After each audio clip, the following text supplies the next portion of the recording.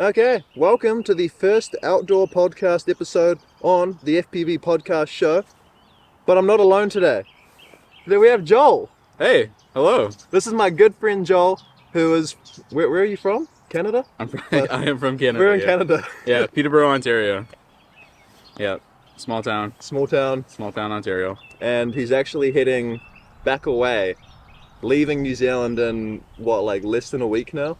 Got another month. Oh, I guess you're going... Well, you're leaving Wanaka area. Yeah. And then flying away. Yeah. Literally flying away to Auckland, and then going off to Canada again. And then, I'm going to start teaching in Shanghai.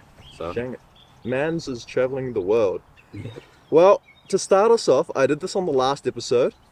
I don't know if you watched it or not, but I started off with quick fire questions. Okay, so I've got 3 of them. All you got to do is answer them as quickly as you can. Okay. All right, are you ready? Try my best. Yeah, I'm ready. It's early in the morning, okay? I get it. Drink some more coffee here. All right, we've got to get the coffee down the system. Yeah. We're out here, actually, you guys can't quite see it, but we've got the sunrise just starting to sort of come up. This is a fantastic idea to do this outside. Yeah, it's beautiful. All right, are you prepped? Are you ready? I'm ready. Okay. Quick fire question, number 1. What was your first quad? Oh, Mobula 6. Mobula 6? Yeah. All right. At Bar Sky, analog. Oosh. You still have that? Yeah. It's I didn't bring my bag, but Yeah, it's here. Oh, yeah, epic. yeah, that's the one that you've had in your Oh, hand. the little bed. That's my first quad. Cool. Okay.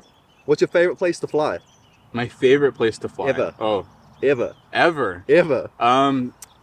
As high as I can go. So if I can get onto a mountaintop, then that's absolutely the best place for me to fly. Sick. And I've been on top of a couple mountains, and it's cool. It's cool as Crispy. Yeah. All right. Last one. Race or freestyle? Okay, racing is very fun, but freestyle I think is more my speed. Yeah. Yeah. Have you done much racing side of things? Not in real life, but plenty on the sim. Lots of liftoff. I started on Velocidrone recently. So nice. Yeah, that's the classic. Yeah, but classic race one. Freestyle is a lot more relaxed and sort of I get to just kind of chill out and just fly. Yeah. So you start off with freestyle, well, because you started off with a literal tiny whoop. Mm-hmm. So what are you doing with that? Are you just... So that was just working on stick control and trying to figure out prop wash and throttle control. Right. So yeah, most of my flying time has been in the sim. Gotcha. Yeah, either racing or just doing freestyle. But yeah, lots of racing in the sim. Yeah. Okay. So I want to get started into a bit of, obviously, when you got started. So you're buying this little drone. When did you actually get into, what prompted you, and when did you get into FPV? Yeah, so I saw these crazy videos on Instagram. Yeah. And I was like, wow, that looks super cool. I've always been interested in the Mavic kind of drones, those sort of camera blimp sort of style drones. But when I saw the FPV footage and all these one shot takes, sort of These big cinematic swooping. And then also the freestyle as well. I was obsessed for 2 or 3 weeks until I decided to actually buy the Mobula. I found a Mobula and a jumper T-Lite controller all in one bundle, and so I was like, okay, I'll buy that and learn how to fly on the sim first, and then get some batteries for the Mobula. Yeah. So yeah. How long did it take going from the sim to getting batteries? Were you patient with it? I was patient. I was very really patient. Yeah. No, I was like, I don't want to destroy anything, even when you say to yourself you're not going to destroy anything, or you don't want to, and you want to be a better pilot before you actually go flying, you're going to end up breaking something. That is the unfortunate truth there. Yeah. So that's what. So what are we talking? You spent weeks in the simulator? Yes, multiple weeks. Really? Yeah, at least a month. Before you bought any batteries? Yeah. Holy crap, okay. Yeah. I swear I spent 5 hours and I was like, I'm bored. I'm going to go fly. Yeah. It wasn't a good idea, but... Yeah. Okay, right on. So you got yourself into it, and then what's your progression been like going from a little tiny whoop? What'd you go do next?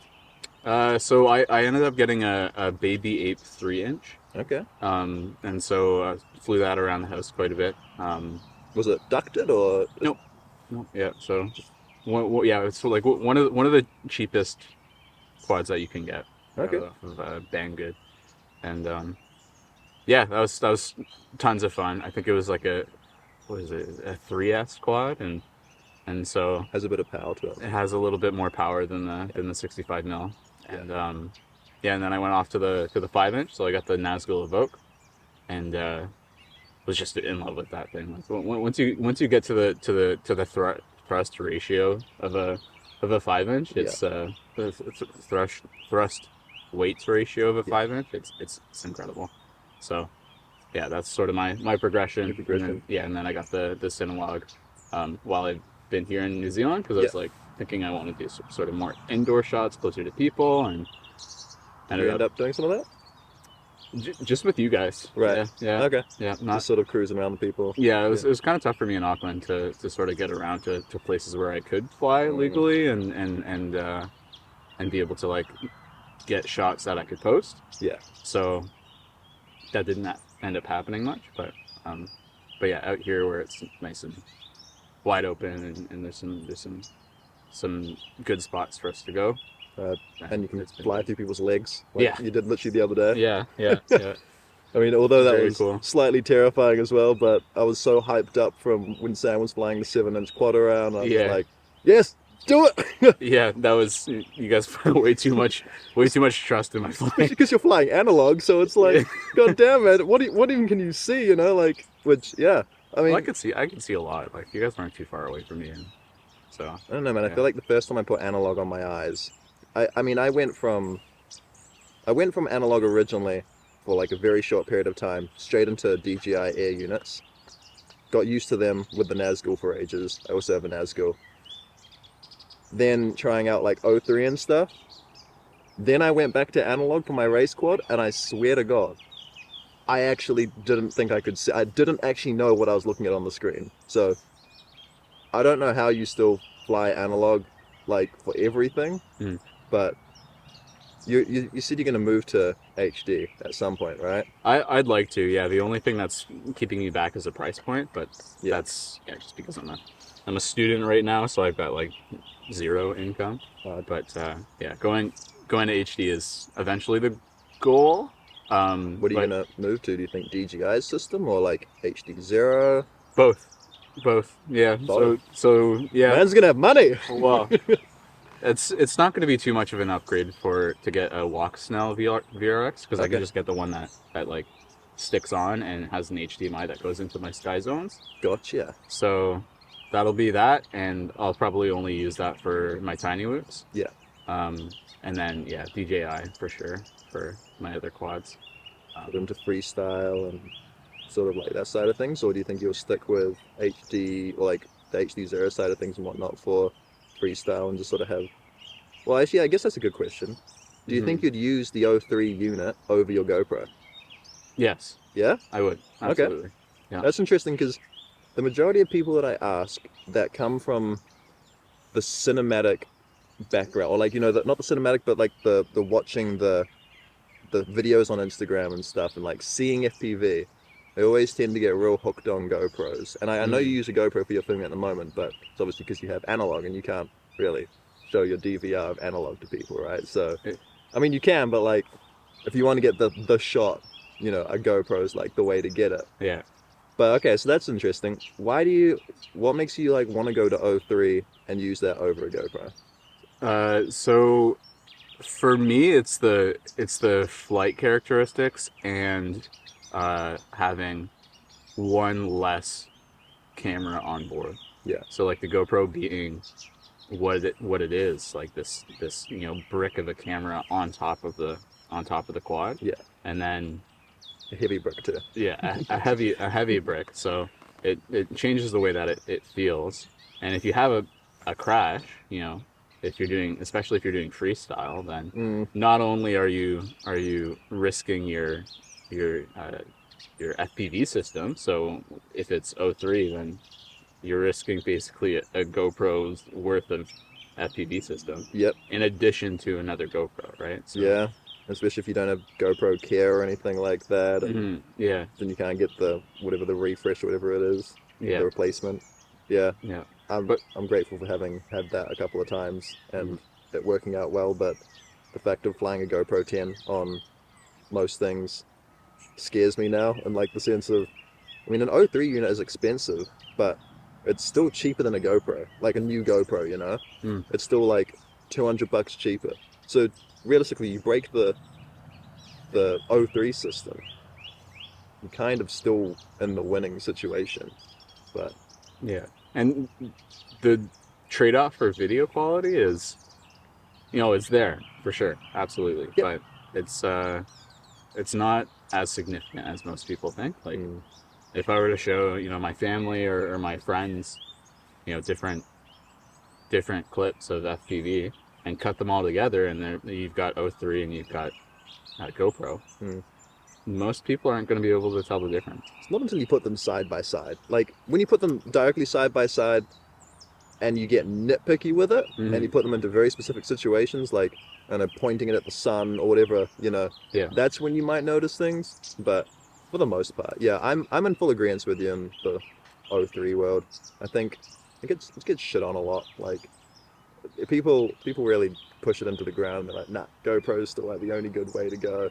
Like even for professional work, I would feel comfortable using the O3 on a paid for gig. Like the fact that you look at how far we've come with video quality in recent years on anything. You even look on like phone cameras 5 years ago. Like the O3 unit's remarkably better than those 5 years ago, like Yeah. And I don't know, maybe we're getting a little bit too stroppy about our video quality, a little too nitpicky, but yeah, O3 unit's going to be good. So when do you think you would get that? When you sort of in a few years time when it drops in price, or you sort of going to stick with analog for now? Yeah, I'm going to stick to analog for a bit. I honestly, what I think is, because I'm moving to a big city to teach, I think I'm going to go the Walk Snail HD system first. Right. Just because I do want to get one of those 75 mil whoops, and Walk Snail is one of the lighter transmission systems. So. Yeah. So I think I'll go that route, just because I'm in a big city, and like having this tiny little thing that I can fly anywhere, and it being HD is, I think, the way to go. But yeah, after that, it'll depend if I'm still in that city and I'm still working that contract. I don't know. Yeah, I'd probably wait until I get back to Canada or somewhere that's closer to mountains to get into like the O3.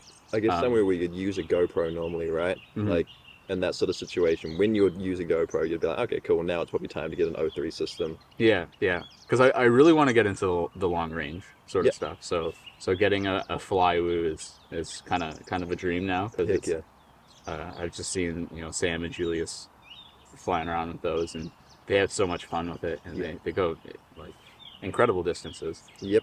And so yeah, that's definitely on the list of things that I'd like to get. Yeah. And it's just a time and place sort of. Then that makes perfect sense. Yeah. I guess that's the thing with traveling around, right? So how long have you been flying FPV for then? So 2021, I was looking at this the other day. I got my remote in November of 2021. Right. So I've been flying in the sim and around since then. Right. So like just around about 2 years then, a year and a half, I guess, right now then. Yeah. Nice. And were you in Canada when you first got into it? Yep. So then what's it been like traveling around to different places, like different parts of the world with FPV? So it's been incredible, actually. The coolest thing about it is the community. Oh yeah. Yeah. So in Canada, when I would fly FPV, like most of my flying has been in the sim, and so I have made a lot of friends that are online from all over the place. Right. So there's a couple of my Canadian flying buddies on the sim, like Invention and Tom John. They're incredible pilots and super cool people. But then there's also FPV Fly, and he's based out of Australia. Okay. So when I knew I was coming down here, I was sort of in contact with him, and which is pretty cool. But the thing is I haven't traveled much other than going to Auckland and down here in the south. Yeah. So when I came here, I didn't really know anybody. I didn't know anybody in my program. I didn't know. I knew some people in my program, but the cool thing is you can just post online and people want to meet up. So I met up with some guys in Auckland to fly, and then I found you on the internet and Literally. started meeting up with the guys here in Wanaka, and so it like the community is just so welcoming and just full of really, really cool people. So I think that's the coolest thing about FPV and travel is because you'll always find people that are FPV pilots, and they're always keen to meet up and help out and show like different spots to fly. Heck yeah. That's cool. Yeah. That's really cool to hear. I guess it makes perfect sense to. I was almost like, I don't know what I was expecting sort of from that question, but I was thinking more like, I guess, the flying around and like getting the shots of different places. But the fact the community comes over that is actually exciting. And I don't know. That's cool because it makes me excited to travel myself more. Like, I mean, I've only recently gone, just over to Bali for 2 weeks, and I was trying to tee up to catch up with a couple of people while I was there, but it didn't end up happening, and that's fine. It's my first time overseas. I'll give myself slack for 2 weeks. But I don't know, I guess I was talking with people and like they were all keen on meeting up, and then things didn't work out. But yeah, I love that, man. That's cool. Yeah, like meeting up sometimes doesn't work out, but you always end up sort of touching base, and there's that sort of baseline communication with people, and if it doesn't work out, it doesn't work out. The second best part about traveling with FPV is to actually go to all these beautiful spots, and that's true. Yeah. and really fly around, have fun, and then also if you're recording, you've got all that footage to look back at. Yeah, you've got all those memories. And man, I feel like you're gonna I feel like you miss places more when you've had that FPV experience of them. Yeah. It's like, it's like when it's happening, you're like, holy crap, this is so cool. Yeah. When you look back on that footage, you're like, that's still so cool, man. Yeah. Like, I want to go back there now. Like, you're in a different country now, but yeah. Wow, okay. And have you been involved in FPV clubs around in the place, like around Auckland or around back in Canada at all? So not in Canada, but I tried to start one at my university in Auckland. Right. And so there weren't a lot of pilots at the university at the time that I started it. So like the guys that I had on the executive team were, they just said that they would step in and put the signature down just so that I could get the registration in. Right. And so like these guys were part of like the model rocket like space club, and right on. In one of the computer engineering clubs. And so that was awesome that just some random guys that were sort of interested in FPV were interested to just like put their names down to be vice president and treasurer and secretary. But I put in all of the laid down the foundation there. Yeah. And there's quite a few people on the Discord group, but so far it's just been dead, and I didn't have enough time really to invest in it and actually get an event running. Right. But I have all of my ideas posted on that Discord, and cool. And every once in a while I jump in there and I say, how's it going? Yeah. How's it going? And if anybody that actually has time or interest to get a group going of people and get some racing in, like we've got we secured sort of a 5% discount with Kiwi Quad. So I was thinking to get like a Tiny Whoop racing team would be sweet, because the universities generally, like universities and like districts or municipalities, they have funding available for clubs. So Okay. if you can create a club and show that there's a need or a use for funding, so like getting remotes, getting batteries, getting chargers, cheap box goggles, you know, Presumably a racing, few quads as well. quads, Yeah. or even sim stuff. So from liftoff, they sent the club 25 like keys for liftoff. So Really? we have 25 copies of I think it's 25. Yeah. Don't quote me on that. But yeah, so we've got sims available Nice. for the club. All we need is the remotes, really, and we could even just do a sim flying thing. But Yeah. it's just getting the time together to get a group of people and advertise it and say, okay, we're running this. We're going to whatever cafe that can run Steam Cafe, so that we can get like lift off or any sim on. Yeah, on solid Get connection. flying, right? Yeah. So Do you think you'll pursue that as you go over to back over to Canada and stuff in later years, and like create absolutely, a club, yeah. or So find other clubs and put your ideas and stuff in there and whatnot? 100%. I definitely want to be involved with racing and even just like a general FPV club. So I know, wherever I settle down and start working, I'll be working at a high school. So It should be here in New Zealand. it could be here. Yeah, no, I'd love that.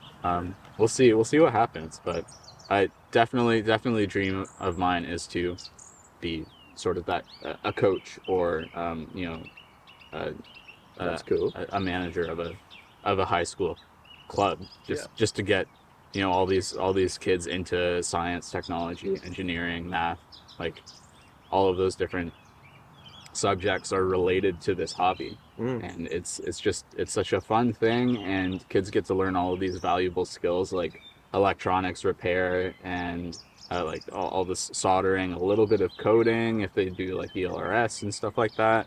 So Well, that's your background, right? What do you teach? Like, well, you teach mathematics, right? That's like your main thing, is it? Or computer science? So my main teaching subject is physics. Okay. But I do teach math, and I do have a background in computer science. Gotcha. So there's some digital technology that I have been teaching. Yeah. But yeah, mostly physics, mostly math, which is stuff that you need to know, right? Yeah, I mean, stuff you need to know. And I guess that's all involved in FPV and specific. Obviously, they're very much so specific use cases, but they do exist, I guess. FPV, that's a great pitch. I never really thought about it, but for you being interested in the hobby and being a teacher, that's like literally the perfect combo to then be like, cool, I'm going to start a high school club, because you've obviously got the trust of the school, being a teacher, and then you can also get the trust of the students and be like, yo, I do cool shit. Look at this, like come look at this little thing flying around. I'm gonna put these goggles on you and you can watch it fly around. Yeah. That's rad. Or yeah, absolutely. And like some schools also have like robotics clubs and stuff like that. So there's already something that I can just jump into and say, hey, I'd like to branch off into drone technology and it's interesting. There's one school that I've been to for one of my digital technology workshops. Yeah. And they do like drone programming, so like flight path programming with I forget what language they use, but like with DJI sort of drones. DJI Telos. Yeah. And they do like waypoints and not so much waypoints, but like path. So is this like when you have like heaps of the drones around and they like make up like the artwork in the sky and stuff? No, not no. It's they have, so they're told to go around. So what they have is at this one school is like a large room with some pillars in it, sort of like a I don't know what to call it, but they have a path that they need to take around it. Right. And They got so like obstacles set up and stuff. yeah, obstacles. Okay. And so they've got to code in like roll, pitch, and yaw at specific times. Wow. Okay. Which So is, like a fully automated flight around a course. yeah, They got to program that. yeah. So That's cool. They have to coordinate their turns and like sort of time it out, or do some calculations to sort of guess like the distances that they have to go. Yeah. And so yeah, they do that in groups, and they do like pair coding for that. And Is that like an actual like subject thing to take, or is that like one of the hobby sort of like So- after school, after class sort of things? so this school is it's actually worth credits for That's cool, for this man. project, and it's branched off of the digital technology learning area. So. Yeah. So yeah, it's incredible, but like you have to be at a school with the funding and the resources to be like, here's a bunch of drones that you can break, because And there's also I guess kids. the vision for that too, because I think a lot of people, there's still a lot of people that aren't too hot on drones as a general.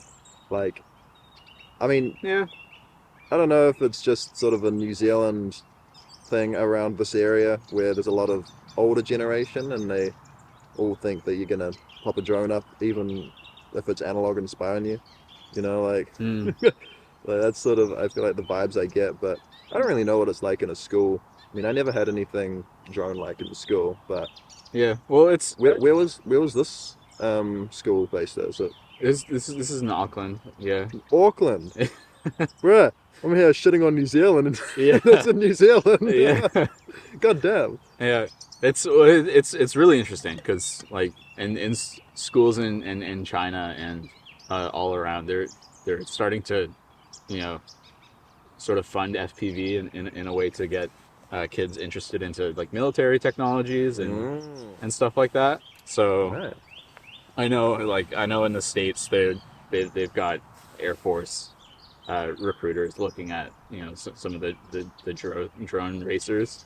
That's wild. And yeah, the United States military has a lot of really, really big drone capabilities. So I think that might be where a little bit of the sort of negative gut reaction from drones sort of stems from, because that's just such a high profile country with so much media influence around the world. Yeah. But yeah, because all the the surveillance and stuff, I see why the older generation would have a little bit of A gripe with it. a gripe with it, but I don't know. Like, it's hard. It's hard to stereotype entire groups of people and their perceptions of drones, because most people really don't have any like real life experience with it, right? And then they see the drone for the first time, and their first question is like, "How far can it fly? How fast can it fly?" Yeah, exactly. The two yeah. classic questions. Too. Yeah. Yeah, I guess a lot of people do seem to be interested in them. Yeah, when they see something and they can't like talk to the person that's operating it, then or they don't know Why it's there. they don't know why it's there, then there's like some sort of there's a curiosity and then also a little bit of a fear of what's going on. But most people that come across me when I'm flying, or like groups of people that are flying, they're like super interested, and once you actually like stop and talk to them and let them know like what's going on, and show them the drones and like explain the capabilities and show them the goggles and really show how different of an experience this is compared to what they think is happening, then it completely changes their perspective on drones. Just a real quick segue here into letting you guys know that if you want to support this podcast and keep it going, keep it getting better, and actually probably get some better microphones, some better audio quality, the best way to do that is to support this channel through my Patreon link, which is in the description. And hey, if you do decide to show your support, that's super, super helpful and really appreciated. If you don't have the financials for that though, click the like button and just keep on watching. Sure. I did actually just want to go back on like your computer science side of things and your teachings, or like your knowledge on that, I guess, subject of things. I remember us talking when we were doing a bit of a hike about AI and sort of the possibilities of AI and what it has for, you know, the general world. But where do you see, or what do you think could become possible? What do you hope to see from AI with FPV?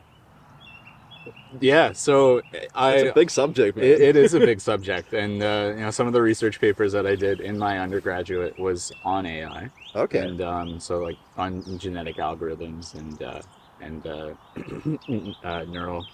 neural nets and stuff like that. And so when it comes to like the recent sort of hype around AI, when it with the LLMs, I just see such a useful tool for anybody in like the coding industry or um, right now it's become such an easy tool to use because of the natural language interface. So like you can tell it, you know, what you want it to do or what you want to code, Yeah. and it will give you sort of a scaffold of what that code would look like so that you can sort of work off of it. So I'm thinking like in the next, you know, couple of years, I don't really know what the timelines are around on this I mean, it's hard to and the guess anything with capabilities. AI, yeah. Yeah, because like things move really fast, but also they're not as accurate and reliable as the hype is being presented as. So, but when it comes to AI, when it comes to AI and FPV, right now because it's a tool, so using like GPT to code or give you lists of things. Like I was looking into, you know, a list or a flow chart of what to do if you lose control of your quad, Yeah? or if you experience a flyaway On ChatGPT. on ChatGPT. Okay. And you know, it's trained off of a lot of text from the internet. So like people have talked about flyaways, and so it created a flow chart for me of of what to do during a flyaway, Right. which was interesting and incomplete, you know, because it's still pretty early stages with this stuff. But And FPV is so niche as well. exactly, Like, yeah, it's not even like drones in general. It's yeah, like an FPV drone specifically, which is such a niche hobby. yeah, yeah. But as a tool for coding, I think it breaks down that barrier of entry to coding. So, sure, you need to know some of the language, some of the syntax, and how coding works, but you can type into this AI program to ask it, you know, how would I, you know, I'm trying to think of a use case here, like with ELRS, because a lot of things in FPV are open source. So Yes. you get like I think is Betaflight open Betaflight, I'm source? pretty Yeah, sure is open source. Yeah. Betaflight, iNav, ELRS, like OpenTX, like all of these different softwares that we rely on to communicate with our drones and to pilot them. Yeah. Having a tool for novice coders or beginner coders to just ask in natural language how they would do something to edit these programs and make them better, I think that's where the big impact is going to be. Okay. In FPV, because you're just going to have such a larger, you know, group of like brain power or this A labor massive base. knowledge base, really, right? That you Exactly. can just, as long as you ask the right prompts, which is the more difficult thing I think for people to learn right now. But that'll develop over time as well. It's like, you know, the prompts will get easier to figure out and do. But if you ask the perfect, like, correct prompts at the moment, you can pull some insane information out of like ChatGPT. But I mean, it is all about knowing the prompts right now. But yeah, I was thinking about with Betaflight, just what features, like, I mean, I guess you'd have to sit down and think about it, but like, what features does it need? What features, you know, the thing is, you can ask ChatGPT that as well. You know, you can be like, Brainstorm what with would it. this here benefit from? And it will be like XYZ. And you'll be like, how do I do XYZ?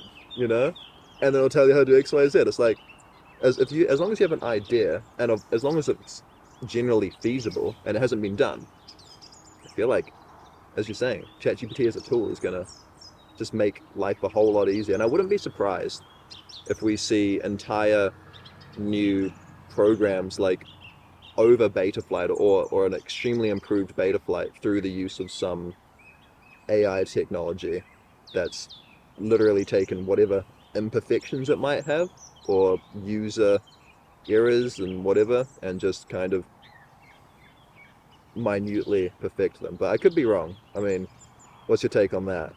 Yeah, well, like, Is it not that much developed yet? right now, I see it as a tool for creating, you know, a scaffold to build off of. Okay. So, yeah, it'll give you a draft block of code to work with. And then you build upon that, and you build. Yeah, or you try and like fix it. Okay. Yeah. Right. It So gives okay, you, so like, that's a where it block comes of into the code. reliability side of things. Then Yeah. it's not giving you perfect working applications and shit right now. Yeah. Okay. All right. Well, that's interesting. And then, do you see any other? I mean, I know it's based all on the hype at the moment, but do you see AI doing anything else for the drones aside from just being tools for the like applications and stuff that we use? Do you see it helping out with drones or anything like that? Like as a So with like hobby grade drones, like the stuff that we do, I could see it potentially in iNav if you have a flight controller that has a pretty powerful processor on it, then you could potentially use sort of different AI algorithms to help with flight performance or Right. like doing waypoints and stuff like that. So like DJI for sure. I think they might be I wouldn't be already. surprised if they're I was gonna say I wouldn't be surprised if they're well down the AI like rabbit hole somewhere. the Inspire 3, like the absolute precision that thing has. Like, Yeah. I could see potentially they have some sort of AI algorithm to help with that. Have you looked much into the Inspire 3? Like with the what's it called? Is it RTK? Is that what it's called? The The GPS. yeah, it's like the GPS thing, but you got to have like a GPS home station as such. Yep. Like I didn't even know what that was until I looked into an Inspire yeah? 3. I Oh. had no idea about that technology, and then I like see this Inspire getting these exact shots and like multiple different times of the day. I'm like, the possibilities here, like this is wild, man. Yeah. No, it's Imagine we had that for FPV. Like, I guess I don't know how you'd use it in manual mode because it's very much so an automated process. yeah to have GPS. Yeah. Yeah, it would be very very much for. That literally is just a DJI FPV drone. Yeah. On that side of things. There. Yeah, the RTK stuff is pretty cool. I learned about that because at one point I was interested in like drone photogrammetry. Okay. What is drone photogrammetry? Is that? So it's used in industry quite a bit when it comes to like large build sites and stuff. Right. For if you have a large company that's paying for a build, you want to know how much of a resource you have. So like how much building material you have or like landfill and stuff. Okay. So you pay a guy to throw up a drone and it'll do a waypoint flight, take pictures of your build site. And then they can assess from. Yeah, and then so all of those pictures you put together to create like a 3D map of what's going on. Right. And it can do volumetrics. So like if you have like a pile of gravel, you can take a bunch of pictures of that pile of gravel and then throw it into the computer software and get an exact, like pretty exact volume That's of that wild. gravel. Yeah. So holy. Wow, that's insane. I didn't even know that existed, man. I mean, I knew like surveying and stuff existed, you know, like where they do the drones and like you got the LiDAR mapping. Is it LiDAR mapping that they use? Or infrared mapping? I don't know. All sorts of mapping and stuff.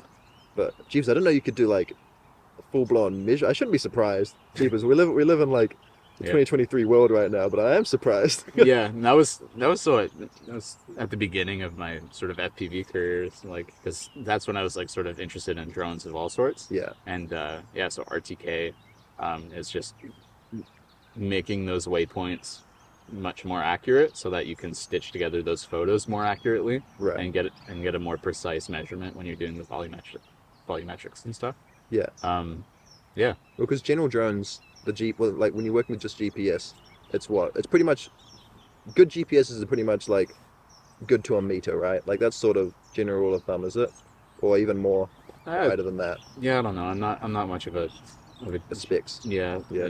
GPS guy, but that sounds about right. Yeah. You didn't want to use the word nerd there, like GPS nerd. GPS. Yeah. Well, I am a GPS nerd though. Like, yeah, GPSs are super cool. Incredible military technology that's been, you know, super useful for the public, and uses special relativity. Do you have GPSs on your quads? Yes. All of them? Or all the ones that can take them? Yeah. Yeah. Okay. And then what, you got return to home set up on them with Betaflight? Yep. Or do you run iNav at all? No. Have you run iNav? No. I would only run it with like a long range probably. Right. What about the Flywoo then? Would you put? I'd consider it. Yeah, Yeah? I would consider it. But like Betaflight is the newer return to home is pretty good. So Is that the only reason that you'd switch over to iNav? No. Like, for return to home? Or no, so like the position hold would be incredible. okay. Yeah. Yeah. So it'd be like It's literally like having a Nevada where you just hit Exactly. the start button. Yeah. Right on. Yeah. I guess that makes perfect sense to have it's essentially just taking, well, not taking, but essentially is using the same technology that DJI is using then. Yep. And having I don't even understand why we don't have that already in Betaflight and stuff, really. This can be a feature.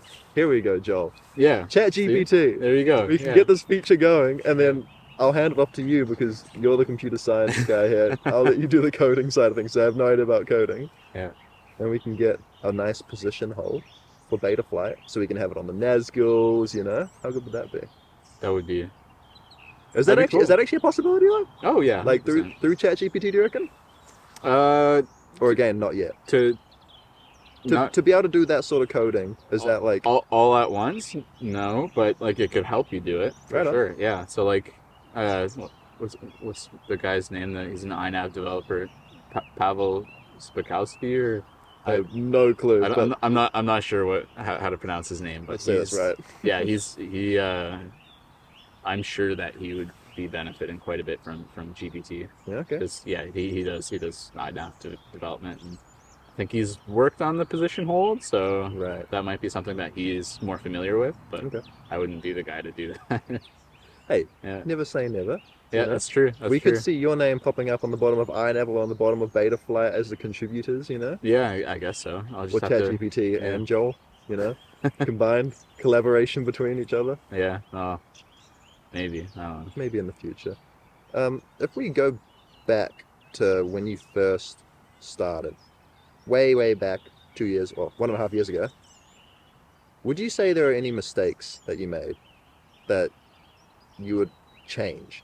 I mean, I know it's always difficult with this question because it's like, well, if I changed something, I wouldn't be where I am today, right? But would you say there's anything that you would do differently if you were to do it again?